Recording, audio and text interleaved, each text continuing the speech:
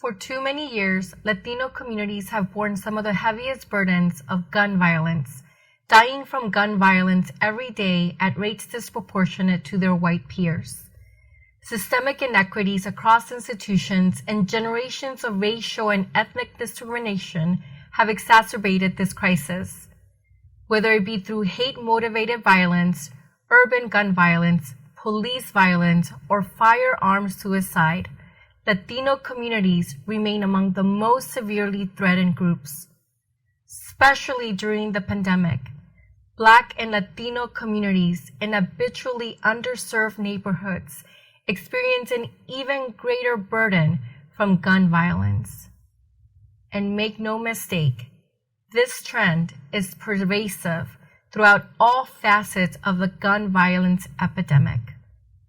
You see, the rampant gun violence tragedies in the last month show that we need stricter gun control laws.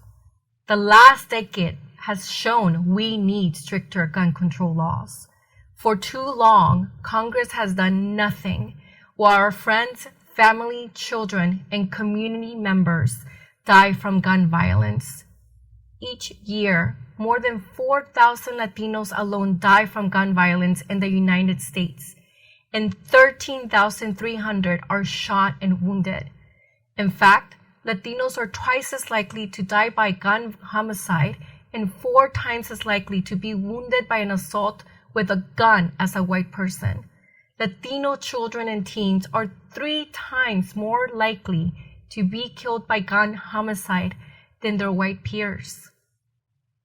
Our federal policy is the legal embodiment of the violent dystopian world envisioned by the gun lobby and enabled by inaction and indifference in Congress.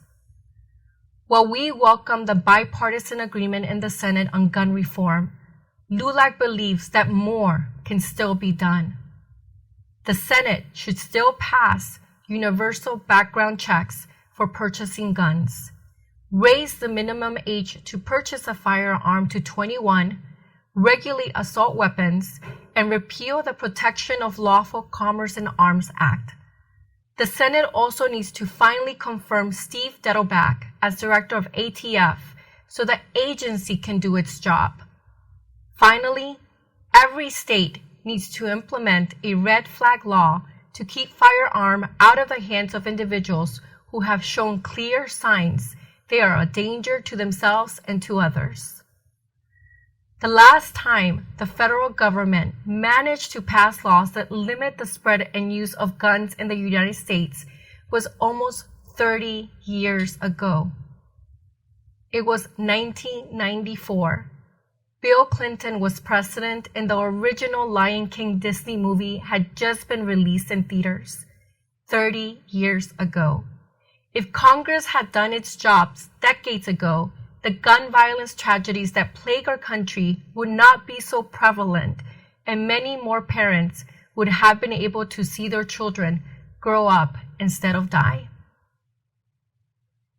When we work together and lift our voices in unison, we can make clear to the Senate that we will not stand for any more gun violence, and we will not sit by and watch them do nothing to solve this epidemic. Until real change is made, we should not sit and be silent. It is time for the Senate to step up and do their job. It is time for our voices to be heard. All this as one, because together, taking action, we will ensure that change happens. Ya basta con la violencia de armas contra nuestras comunidades. Not one more child should die at the hands of gun violence.